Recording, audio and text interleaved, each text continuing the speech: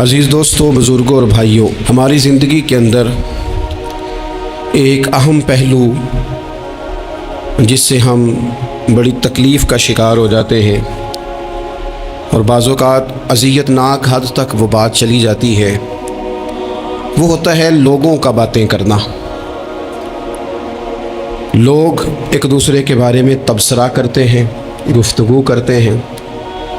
अगरचे इस्लाम ने इसे बड़ा नापसंद किया और गीबत को ज़िना से ज़्यादा बदतर करार दिया, लेकिन माज़अल्लाह सुम्मा माज़अल्लाह लोग फिर भी इस इखलाकी कमज़ोरी का शिकार हो जाते हैं और लोगों के बारे में गुफ्तगू करते हैं।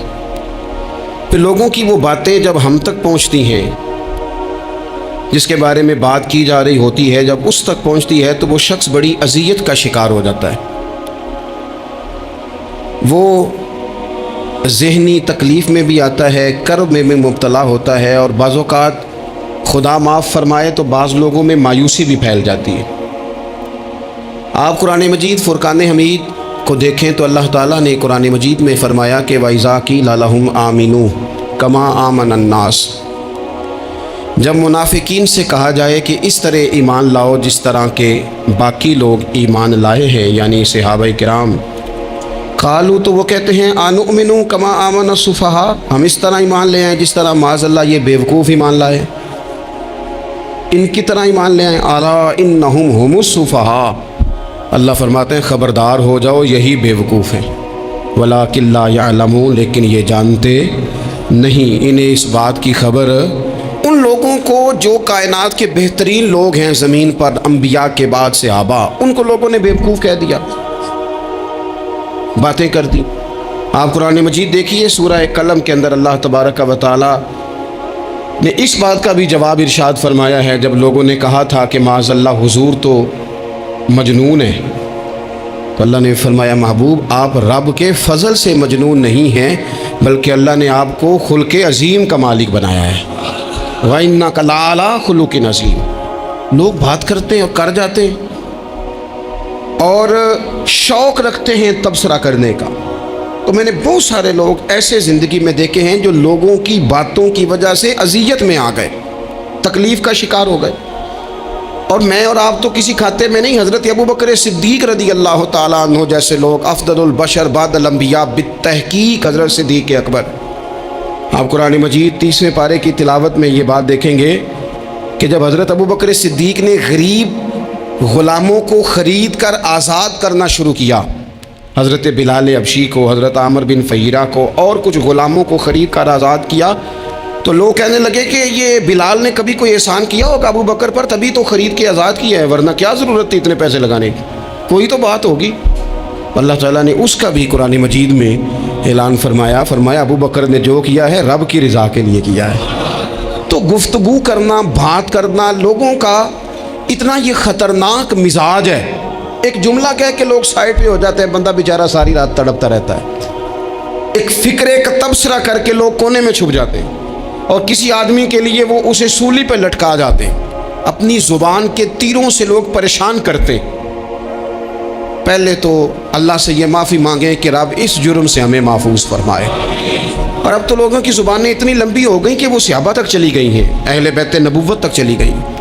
तबसरों के शौक़ में लोगों ने ये देखा ही नहीं कि मेरी हैसियत क्या है और मैं बात किसकी कर रहा हूँ, मेरी औकात क्या है और मैं तबसरा किस पे कर रहा हूँ। बेबाक होना और बात है और बदतमीज़ होना, इन दोनों में फ़र्क होता है। तो मेरे अज़ीज़, एक तो इससे परहेज़ करें और फिर दूसरा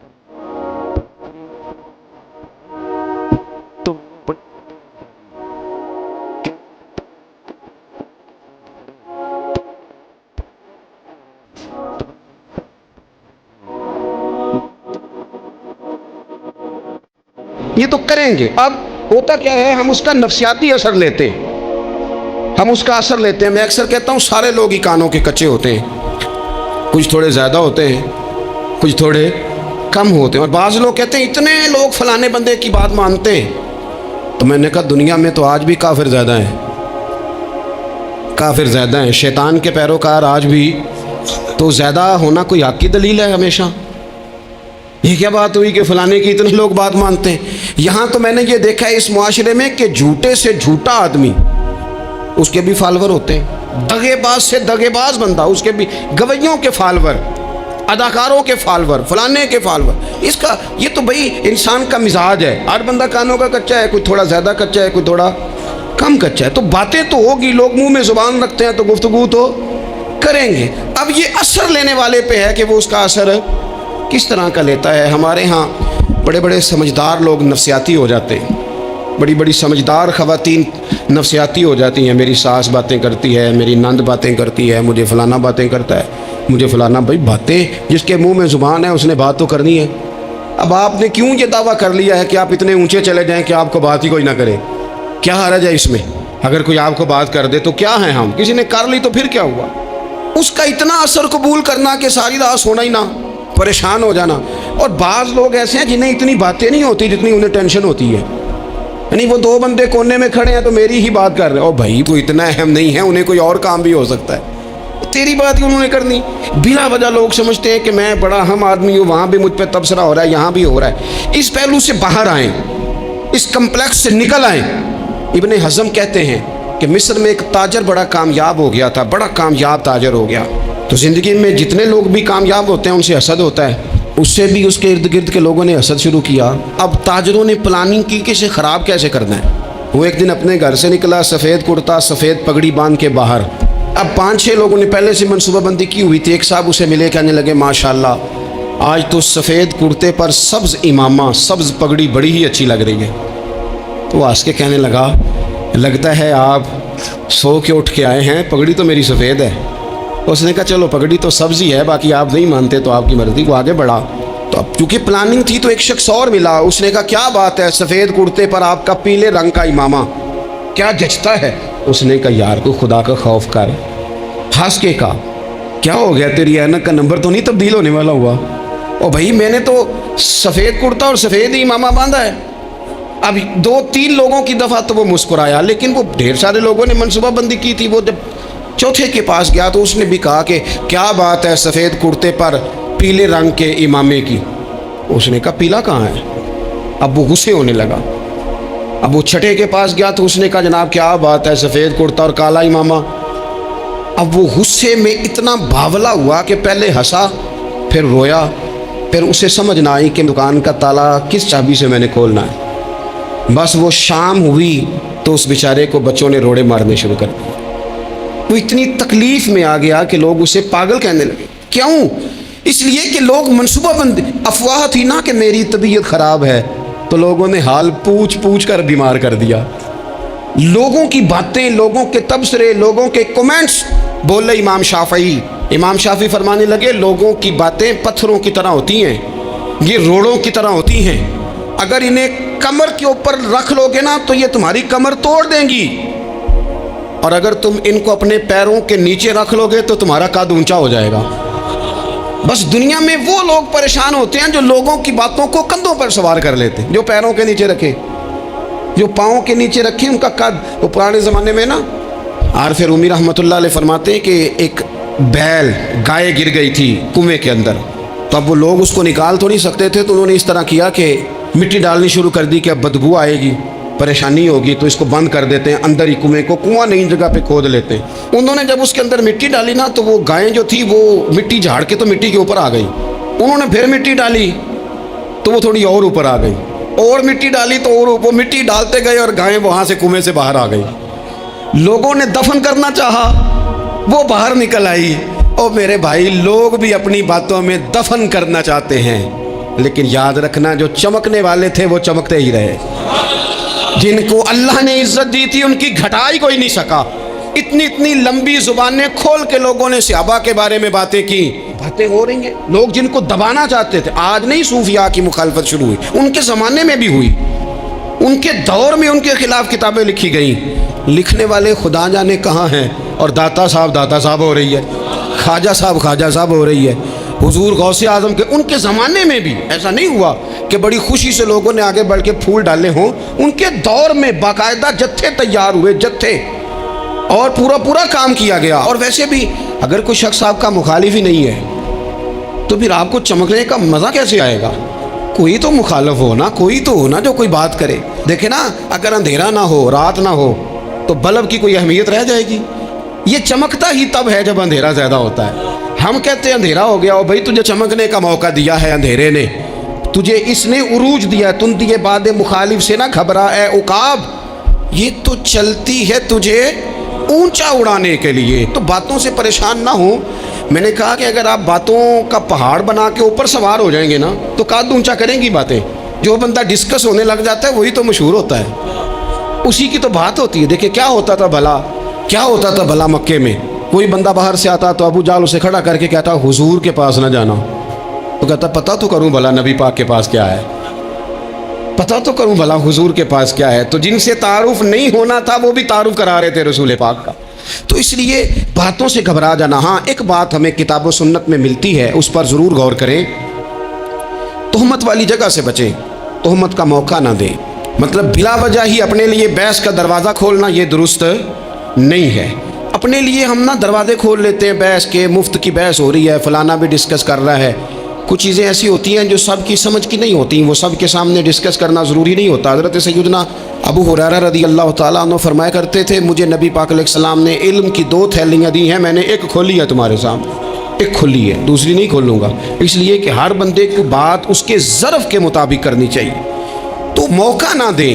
نبی پاک صلی اللہ علیہ وسلم نے فرمایا اس بندے نے اپنی، یہ بخاری میں موجود ہے، فرمایا اس نے اپنی عزت اور اپنی جان کو محفوظ کر لیا جو فتنے والی جگہ سے بچ گیا۔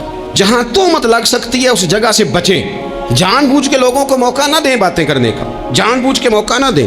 جامع ترمذی کے اندر حدیث موجود ہے، حضرت سیدنا عمر فاروق رضی اللہ تعالیٰ عنہ نے ایک موقع پر اجازت مانگی تھی نبی پاک صلی اللہ علیہ وسلم سے، عرض کیا یا رسول اللہ صلی اللہ علیہ وسلم مجھے آپ اجازت دے دیں میں عبداللہ بن ابی سلول کی گردن اڑا دوں، یہ منافق بار بار آڑے آتا ہے، بار بار تکلیف دیتا ہے، آپ مجھے اجازت دیں میں اسے قتل کر دوں۔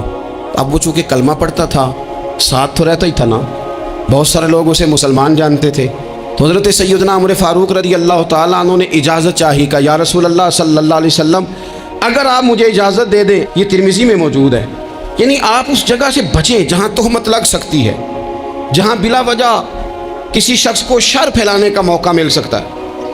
یا رسول اللہ مجھے اجازت دے میں عبداللہ بن ابی سلول کی گردن اڑا دوں، تو نبی پاک صلی اللہ علیہ وسلم نے فرمایا کہ عمر اگر میں تمہیں ایسا کرنے کی اجازت دوں گا تو لوگ کہیں گے کہ اب اپنے قریبیوں کو انہوں نے مروانا شروع کر دیا ہے، ساتھ والوں کو ہی مروانا شروع، لوگ تو اسے مسلمان سمجھتے ہیں۔ تہمت والی جگہ سے، بلکہ بخاری شریف میں اسی طرز کا ایک اور پیغام بھی ہمارے لیے موجود ہے۔ یہ جو حرم شریف آج ہمارے سامنے ہے نا، بیت اللہ شریف، اس میں ایک پیچھے مقام ہے جس کو حتیم کہا جاتا ہے، یہ خانہ کعبہ کا حصہ ہے۔ حضور صلی اللہ علیہ وسلم کے اعلان نبوت سے پہلے جب قریش مکہ نے اسے تعمیر کیا نا دوبارہ سے، تو انہوں نے چندے کا کوئی اس طرح کا مزاج بنایا تھا کہ اس بندے سے پیسے لینے جس کے بالکل ہی جائز ہو، اس ترتیب سے انہوں نے خانہ کعبہ کی تعمیر کی کہ پھر وہ ساری تعمیر نہ کر سکے، حتیم باہر رہ گیا۔ تو نبی پاک صلی اللہ علیہ وسلم نے ایک دن فرمایا، بخاری میں موجود ہے، حضور فرمانے لگے عائشہ اگر تمہاری قوم جاہلیت کے قریب نہ ہوتی، کیونکہ ابھی قریب جاہلیت چھوٹی ہے نا، ابھی لوگوں نے کلمہ پڑھنا شروع کیا، فرمایا اگر یہ جاہلیت کے قریب نہ ہوتے تو میں کعبے کو انہی بنیادوں پر دوبارہ بنا دیتا جن بنیادوں پر حضرت ابراہیم علیہ السلام نے بنایا تھا، لیکن چونکہ یہ جاہلیت کے قریب ہیں، ان کی سمجھ میں چیز نہیں آئے گی، یہ شک میں پڑ جائیں گے، پریشان ہو جائیں گے، لہذا میں یہ کام نہیں کرتا۔ بہت ساری چیزیں ایسی ہیں کہ جن کی وجہ سے بعض سادہ لوگ ابہام کا شکار ہوتے ہیں، ابہام کا۔ ہمارے علماء نے اس طرح کیا کہ بڑے طے کر کے عقائد کے عنوانات امت تک پہنچائے۔ ہر آدمی ہر شعبے کا اسپیشلسٹ نہیں ہوتا، بہت سارے لوگ باتیں مریض کے سامنے کرنے والی نہیں ہوتی، وہ صرف لواحقین کو بتانے والی ہوتی۔ پھر کچھ لوگ اور آئے جنہوں نے کہا کہ ہم تو ایفیشنسی دکھائیں گے، کچھ خاص ہر بات کھول کر لوگوں کے سامنے رکھیں گے، اس کا نقصان پھر یہ ہوتا ہے کہ سادہ لوگ مشکلات کا شکار ہوتے ہیں. وہ پھر جب کہتے ہیں ہر چیز ڈسکس کر لینی چاہیے تو پھر باتیں دور نکل جاتی ہیں. پھر لوگوں نے انبیاء کرام علیہم السلام کی اجتہادی خطاؤں کو ڈسکس کرنا شروع کیا. ربنا ظلمنا انفسنا، اگر حضرت آدم یہ لفظ کہیں تو ان کے لیے تو ٹھیک ہے، لیکن اگر کوئی غلام اور امتی اور بیٹا اٹھ کے یہ لفظ کہے تو اس کے لیے ٹھیک نہیں ہے. تو میرے عزیز ایسے کام نہ کریں جس کی وجہ سے بلا وجہ بحث کا. ہمارے یہاں کچھ لوگوں کو شوق ہے خبروں میں رہنے کا، وہ ایسی باتیں چھیڑتے ہیں جن سے نا وہ خبروں میں رہ سکیں. میں نے دیکھا ہے وہ کہتے ہیں جی میں نے کوئی انوکھی بات کرنی ہے. بھئی انوکھی بات کرنے سے بندہ مشہور تو ہو جاتا ہے. ہمارے زمانے میں مشہور ہی وہ ہوتا ہے جو دوسروں سے ذرا ہٹ کے بات کرے، انوکھی کرے. وہ ہمارے لطیفہ لکھا ہے نا، ایک اہل عرب کا ایک ہجا نام کا عربی کا ایک لطائف سنانے والا شاعر ہے، تو وہ کہتا ہے کہ ایک شخص نے ایک دفعہ کہہ دیا تھا گدھا کھانا جائز ہے. تو بڑے بڑے علماء اس کے گھر چلے گئے کہ بھئی کوئی دلیل، کوئی جزیہ، کوئی کہاں سے، کوئی کتاب، کوئی حوالہ، کوئی شے. اس نے کہا روز آؤ گے ایک ایک بندے کو بتاؤں گا، کٹھا اسٹیج لگاؤ، ایک ہی دفعہ حوالے دیتا ہوں، روز نہیں دیے جاتے. وہ اسٹیج لگ گیا، دنیا جمع ہو گئی، جنہوں نے کبھی ٹائم نہیں نکالنا. تو یہ ذرا انوکھی بات جو کر رہا تھا، وہ سارے لوگ آ گئے. تو وہ اسٹیج پہ چڑھا تو کہنے لگا مجھے جانتا کوئی نہیں تھا. چلو اب بدنام جو ہوں گے تو کیا نام نہ ہوگا. اب قیامت تک کہو گے تو صحیح نا، وہ اس مولوی دے گھر جنہیں ایک بار آخیا نہیں سی گدھا کھانا جائز ہے، چلو بدنام جو ہوں گے تو کیا. تو بہت سارے ایسے لوگ ہیں جو ہیں بدنام، پر چلو نام تو ہو گیا نا. بدنامی صحیح، شرارت صحیح، شیطانیت صحیح، لیکن نام تو ہو گیا. تو اس لیے کوئی ایسا انوکھا کام جس سے لوگوں کی، میں آپ سے بڑی گزارش سے عرض کروں، اعلیٰ حضرت بریلوی رحمۃ اللہ علیہ نا لالٹین کے اندر مٹی کا تیل جلایا جاتا ہے ہمارے ہاں. تو مٹی کا تیل ظاہر ہے اس سے بدبو آتی ہے، تو مسجد میں وہ جلانا جائز نہیں تھا. تو ایک صاحب ارنڈی کا تیل لائے، وہ خوشبو والا ہوتا ہے. وہ لا کے انہوں نے نا اعلیٰ حضرت بریلوی رحمۃ اللہ علیہ کو لالٹین میں ڈال کے دیا اور کہا کہ یہ مسجد میں اس کو جلاتے ہیں چونکہ اس کے اندر سے خوشبو آتی ہے، بدبو نہیں آتی. تو وہ جو شرعی عذر ہے نا، حضور نے فرمایا کہ جمعے والے دن غسل کر کے آؤ تاکہ کسی کے پسینے سے ایک دوسرے کو تکلیف نہ ہو. کچا لہسن پیاز کھا کے مسجد آنا اس لیے منع کر دیا گیا کہ منہ کی بدبو سے تکلیف ہو. تو مسجد میں کوئی ایسی چیز جو بدبو کا باعث بنے منع ہے. اب انہوں نے وہ تیل لا کے لالٹین میں ڈالا جس سے خوشبو آتی تھی اور لالٹین بھی روشن ہوتی تھی. تو اعلیٰ حضرت فاضل بریلوی رحمۃ اللہ علیہ اپنے اس خادم سے فرمانے لگے کہ اب لوگ تو آئیں گے نا، تو ہمارے علاقے میں تو ساری دنیا مٹی کے تیل سے ہی چلاتی ہے، تو اب آپ نے ایک خوشبو والا تیل لا کے ڈال تو دیا ہے اس کے اندر لالٹین میں، پر یہ لوگوں کو بتائے گا کون کہ یہ تیل وہ نہیں ہے. لوگ تو یہاں سے دیکھ کے جائیں گے اور جا کے کہیں گے کہ اتنے بڑے عالم کی مسجد میں اگر جل رہا ہے تو ہم کیوں نہ جلائیں. تو فرمانے لگے وہ شخص کے حضور پھر حال کیا ہے. فرمانے لگے آپ فرضوں کا سلام پھیر کے دعا سے پہلے لالٹین کے پاس کھڑے ہو جائیں اور جو بندہ گزرے اسے بتاتے جائیں کہ یہ مٹی کا تیل نہیں، یہ مٹی کا تیل نہیں، یہ مٹی کا تیل. ہر شخص کے ذہن تک بات اتر جائے تاکہ لوگ کسی ایسی چیز کا شکار نہ ہو جائیں جس سے کہ ان کے مزاج میں کوئی غیر شرعی چیز عروج پکڑ لے. تو میرے عزیز ہم نہ کچھ بدگمانیاں لوگوں کے اندر لوگ ڈالتے ہیں. ہمارے ہاں بالخصوص پاکستان میں جب سے سیاسی فرقہ واریت شروع ہوئی ہے، سیاسی، ہماری قوم کا مزاج اتنی بری طرح خراب کیا گیا ہے. ہمارے نوجوان بچے جو بڑے سنجیدہ پڑھے لکھے، ان کی گفتگو اپنے سیاسی مخالف کے بارے میں اتنی لوز کر دی گئی ہے، اتنی کمزور کر دی گئی، اتنی خوفناک کر دی گئی ہے کہ اس طرح تو کبھی نہیں ہوا تھا. یہ مزاج جو لوگوں کو دیا جا رہا ہے، قومیں اپنے اخلاق کے طور پر زندہ رہتی ہیں.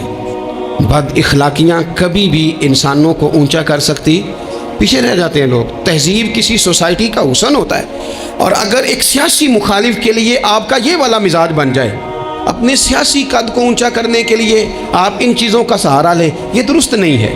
اخلاقی رویے میں کہوں گا کسی بھی سیاسی جماعت سے وابستگی ہے وہ 100% رکھے جو اس کی سمجھ میں آتی ہے، لیکن اپنے اخلاقی مزاج کو کبھی کمزور نہ ہونے دے، اخلاقی رویہ کبھی کمزور نہ ہونے دے. یہ کیسے ہو سکتا ہے؟ دیکھیں ابو جہل، ابو لہب، عتبہ، عتیبہ، شیبہ، وہ وہی باتیں کر سکتے تھے جو ان کے مزاج کی تھیں، جو آج تک لوگ کسی بھی دیندار کے بارے میں کرتے ہیں.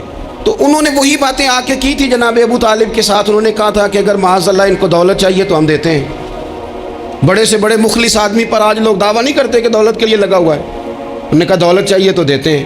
اگر کسی خاتون سے نکاح کرنا چاہتے ہیں تو کرا دیتے ہیں، سرداری چاہیے تو دے دیتے ہیں۔ اب یہ سوچ ہی اتنی ہے، اس سے آگے جاتی نہیں۔ وہ معاذ اللہ حضور کے بارے میں اور بھی باتیں کرتے، یہ شاعر ہیں، یہ جادوگر ہیں، یہ فلاں ہیں، لیکن میرے نبی پاک علیہ الصلوۃ والسلام نے کبھی بھی ان کی ذاتی زندگی کو ڈسکس نہیں کیا، کبھی نہیں کیا۔ ابو جہل شراب پیتا تھا، لیکن حضور نے کبھی سوسائٹی میں یہ بات لوگوں کے سامنے بیان نہیں کی۔ وہ لوگوں کے پیسے دبا لیتا تھا، کئی جگہوں پہ حضور نے پیسے نکلوا کے دیے، لیکن جگہ جگہ گلی گلی کھڑے ہو کے حضور نے یہ نہیں فرمایا کہ یہ اس طرح کا ہے۔ آپ اپنے مخالفین کے بارے میں ضرور کلیم کریں، ثبوت کے ساتھ ضرور بات کریں، یہ ضروری ہے، لیکن آپ کا رویہ اتنا گھرا ہوا نہیں ہونا چاہیے کہ لوگ سمجھیں کہ یہ قوم تو اخلاق سے ہٹ گئی ہے۔ آپ اختلاف کریں، لیکن اختلاف کے بھی آداب ہوتے ہیں۔ اس ادب کے دائرے کے اندر رہ کے صحابہ کے بیچ بھی رائے کا اختلاف ہو جاتا تھا، ہو جاتا ہے، ہو جایا کرتا ہے۔ حضور اس اختلاف کو قبول کرتے، بھئی ہو جاتا ہے رائے کا اختلاف اپنوں میں، لیکن اس کے اندر انسان توہین پہ اتر آئے، اس کا لہجہ اس طرح کا ہو جائے جس طرح کی بازاری گفتگو کی جاتی ہے، تو محسوس ہوتا ہے کہ یہ تربیت کا فقدان ہے۔ یہ لہجے باوقار لوگوں کے نہیں ہوا کرتے۔ لہجے کو کبھی برا نہ ہونے دیں، انداز کو لوگ آپ کو چھیڑیں گے، اپنی جگہ پہ کھینچ کے لانے کی کوشش کریں گے، بڑا کچھ لوگ کریں گے، لیکن آپ اپنی جگہ سے آپ تبدیل نہیں ہوں گے۔ آپ کہیں گے یار میرا ایک معیار ہے، میری ایک حیثیت ہے، میں اپنی حیثیت چھوڑ سکتا؟ میں اپنی حیثیت نہیں چھوڑ سکتا۔ ہر بندے کو آپ ڈسکس کریں گے، تو تہمت والی جگہ سے ضرور بچے، بدگمانی سے ضرور بچے، لیکن ہر شخص کو اس کے معیار کے مطابق اتر کا جواب دینا یہ باوقار لوگوں کا سٹیٹس نہیں ہوتا۔ وہ کہتے ہیں جا بات کر، جا کے تو کون ہوتا ہے تیری بات کرے؟ اب ہم ہر شخص کے منہ لگیں، یہ کیسے ہو سکتا ہے؟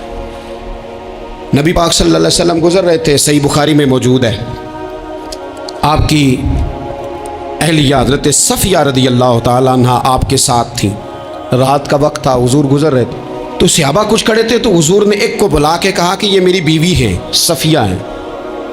عرض کرنے لگے حضور مجھے میری ماں روئے، میں کوئی آپ کے بارے میں بدگمانی کرتا؟ تو حضور نے جواب میں کیا کہا؟ محبوب فرمانے لگے جس طرح رگوں میں خون گردش کرتا ہے نا، شیطان بھی اسی طرح ہی گردش کرتا ہے۔ گویا حضور بتا رہے ہیں کسی وقت بھی بدگمانی پیدا کر دیتا ہے۔ میں تمہیں بتا رہا ہوں کہ اپنی اہلیہ کے ساتھ جا رہا ہوں، میری بیوی ہے۔ کوشش کریں کہ آپ اس جگہ سے بچیں جہاں باتیں ہو رہی ہوں۔ اور اس پہلو پہ تیسری گزارش اس عنوان پر یہ ہے کہ اگر کسی کے بارے میں باتیں ہو رہی ہوں تو فٹافٹ اس کا حصہ بننے کی کوشش نہ کریں، بلکہ آپ کے پاس جب تک کوئی شرعی ثبوت نہیں ہے تب تک آپ اس بات کا حصہ نہ بنیں۔ ہمارے ہاں بات ہو رہی ہوتی ہے تو دو چار بندے دوڑ کے نا اپنا بھی حصہ ڈالتے ہیں، بلکہ میں بڑی ذمہ داری سے یہ بات عرض کروں گا، بات لمبی ہوتی تب ہے جب کوئی بندہ درمیان میں کہہ دیتا ہے نا نہیں تجھے تو تھوڑا پتہ ہے، تھوڑا میں بھی کرتا ہوں۔ وہ کئی دفعہ وعدہ معاف گواہ بن جاتا ہے، جا کے دوسروں کو خبر کرتا ہے اس نے یہ کہا ہے، حالانکہ بندہ اس سے پوچھے کہ اگر انہوں نے کہا تھا تو اتنا سجن تھا تو وہاں جواب دے کے کیوں نہیں آیا؟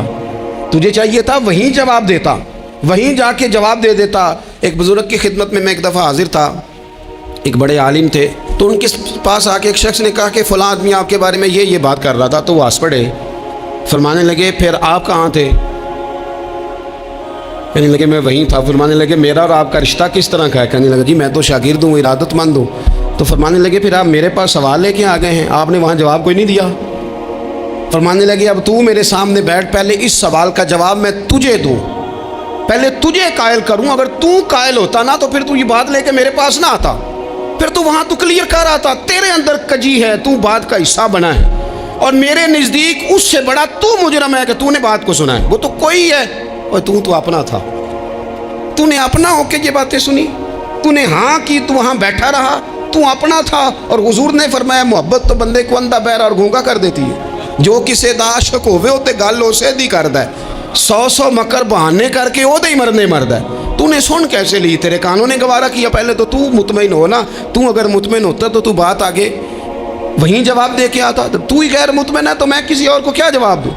تو مدد کریں اپنے بھائی کی اس معاملے میں کہ اگر آپ کلیئر ہیں تو پھر آپ اسے وہیں کلیئر کریں، کہیں یار میری بات سن، یہاں تک تو بات ٹھیک ہے، اس بات کا میں گواہ ہوں، یہ ہو سکتی نہیں۔ اور نبی پاک کا یہ طریقہ ہے۔ مسند امام احمد بن حنبل میں حدیث موجود ہے، حضرت عبداللہ ابن مسعود رضی اللہ تعالیٰ عنہ، کمال آدمی حضرت عبداللہ ابن مسعود، حضور نے فرمایا عبداللہ ابن مسعود سے قرآن سیکھا کرو، یہ اسی طرح پڑھتے ہیں جس طرح میرے اوپر نازل ہوا تھا۔ حضرت عبداللہ ابن مسعود کو نبی پاک علیہ السلام نے فرمایا درخت پہ چڑھ کے ذرا میرے لیے مسواک تو اتار دو۔ حضرت عبداللہ ابن مسعود کی پنڈلیاں پتلی پتلی تھی، ٹانگیں پتلی تھیں، وہ درخت پہ چڑھے، ہوا چلی تو کپڑا تھوڑا ہٹ گیا تو بعض لوگ ان کی پتلی پنڈلیوں کا مذاق اڑانے لگے، معاذ اللہ، دیکھو کیسی باریک باریک پنڈلیاں ہیں، کیا انداز ہے۔ اب حضور بیٹھے ہیں نا، تو انہوں نے جو بات کی تھی وہ بات بھی درست تھی، پنڈلیاں واقعی پتلی تھیں، اور کوئی بھی اس انداز میں دیکھتا تو شاید مسکراتا۔ جب انہوں نے کہا نا دیکھو پتلی پنڈلیاں، تو حضور نے ہمارے لیے طریقہ کیا چھوڑا، ہمارے لیے سیرت کیا چھوڑی۔ حضور سید عالم فوراً ارشاد فرمانے لگے، نبی پاک فرمانے لگے چپ کرو، تم میرے عبداللہ کی پنڈلیوں کو پتلا پتلا کہہ رہے ہو نا، قیامت کے دن جب میزان لگے گا اور ان پنڈلیوں کا تمہیں وزن پتہ چلے گا، پھر پتہ چلے گا میرے عبداللہ کی شان کیا ہے۔ یہ بڑی وزنی پنڈلیاں ہوں گی، جب ان کا میزان پر وزن تلے تو آپ دفاع کریں۔ نبی پاک صلی اللہ علیہ وسلم نے فرمایا اگر کسی جگہ تیرے بھائی کی عزت پر حملہ ہو رہا تھا اور تو بچانے پر قادر تھا اور تو نے اس کی عزت سے اس شر کو روک دیا، کہا نہیں یار ایسی بات نہیں ہے، تم غلط کہہ رہے ہو۔ فرمایا اگر تم کسی کی عزت کا دفاع کرو گے تو فرمایا جہاں تمہاری عزت خراب کی جا رہی ہوگی رب وہاں تمہاری عزت کا دفاع فرمائے گا، اللہ تمہاری عزت کا محافظ بن جائے گا۔ لیکن ہم کیا کرتے ہیں، ہم لوگ باتیں کر رہے ہوتے ہیں تو ہم ان باتوں میں ایک بات اور شامل کرتے ہیں، ہم ان باتوں میں ایک بات اور شامل کر لیتے ہیں اور انداز اختیار کر لیتے ہیں، اور جو آپ کے حق میں ہے اس نے مخالف نہیں ہونا، اور جو مخالف ہے اس نے کبھی حق میں چھوڑیں۔ آپ کس کو قائل کر رہے ہیں، جس کی سمجھ میں آتی ہے وہ قبول کرے، نہیں آتی تو دروازہ کھلا ہے، کہیں اور تشریف لے جائے۔ ہمارا یہ مزاج بن گیا کہ بلا وجہ کی وضاحتیں بھی بندے کو کمزور کرتی ہیں، بلا وجہ ہم کمزور پڑ جاتے ہیں، تھوڑے بے نیاز ہو جائیں، چھوڑیں کچھ بے نیاز بنے، طبیعت کوئی بے نیاز، ہم نہ بے نیاز نہیں ہوتے، ہر بات کو سوچتے ہیں، ہر بات کی وہ جی وہ فلانے نے پتہ کیا کہا ہے، تو بڑی معذرت سے بالخصوص خواتین کا مسئلہ ہوتا ہے، وہ کہتے ہیں پوری دسو، نہیں دسو نے آخیا کی بھئی آپ نے کیا کرنا ہے، اس کے لیے پھانسی کا حکم لگانا ہے آپ نے، چھوڑ دیں، بات ہو گئی ختم ہو گئی۔ اپنی زندگی میں تھوڑی سی بے نیازی بھی پیدا کریں، تھوڑی سی بے نیازی، ہر ایک کی بات سننا، ہر ایک کی بات پر غور کرنا، ہر بندے پر تبصرہ شروع کر دینا، وہ تو تکلیف آ جائے گی۔ وہیں سے جہاں سے بات شروع کی تھی پھر وہیں لاتا ہوں کہ باتوں کا اثر لیں لیکن صرف خیر کی باتوں کا اثر لیں، لیکن صرف اچھے لوگوں کی باتوں کا، ہر ایک کی بات کا اثر لوگے لوگ دو قدم نہیں چلنے دیں گے۔ اور دوسرا میں آپ کو بڑی ذمہ داری سے عرض کرتا ہوں، ہم ویژن والے لوگ ہیں، ہماری 1400 سال کی تاریخ ہے، ہم ویژن والے لوگ ہیں۔ یہ نہیں ہے کہ ادھر ایک بندہ آیا تو تھوڑی سی ہم اس کے پیچھے چلے جائیں گے، پھر کل ایک اور آئے گا تو تھوڑا سا اس کے پیچھے چلے جائیں گے۔ یہ تو وہ لوگ ہوتے ہیں جن کے پیچھے بنیاد نہیں ہوتی، اور جن کی پوری بنیادیں ہونا وقت زیادہ ہو گیا، ورنہ میں آپ کو اپنی سند پڑھ کے بتاتا کہ ہماری سند امام بخاری تک کیسے جاتی ہے اور امام بخاری کی رسول پاک تک کیسے جاتی ہے۔ یہ تو ایک تسلسل ہے، تو اس لیے بڑی جلدی آزمائش کا شکار نہ ہوا کریں۔ باتیں کس لیے، جو بندہ ویلا ہے اس نے بھی 4 باتیں تو ہر بات کا اثر نہ لیں۔ بالخصوص جوانوں سے کہتا ہوں، ٹارگٹ اچیو کرنے کے لیے سب سے پہلے تو مقاصد کا تعین کرے، جانا کدھر، اور پھر اس پہ لگ پڑے۔ باتیں ہوتی رہیں گی لیکن باتوں کو پشت پہ سوار نہیں کرنا، باتوں کو پاؤں کے نیچے رکھنا ہے، قد اونچا ہو جائے گا، قد اونچا ہو جائے گا، پشت پہ سوار کرو گے تو گردن ٹیڑھی کر دیں گے۔ آپ بس بڑھتے جائیں۔ گھوڑا جب دوڑتا ہے نا، دوڑتا ہے تو اس کے پیروں کو جھاڑیاں لگتی ہیں، لیکن اگر دوڑتا رہے تو کوئی جھاڑی کہیں رہ جاتی ہے، کوئی کہیں رہ جاتی ہے۔ باقی مخلوق کرتی ہے باتیں، وہ کرتی رہے گی، آپ آگے بڑھیں، سفر کرتے رہے۔ سفر بہت سارے باتیں کرنے والے وہیں رہ جاتے ہیں اور کام کرنے والے کہیں کے کہیں پہنچ جاتے ہیں۔ باتیں کرنے والوں میں سے نہ ہوں، کام کرنے والوں میں سے ہوں۔ اللہ توفیق عطا فرمائے۔ آخر دعوانا الحمدللہ رب العالمین۔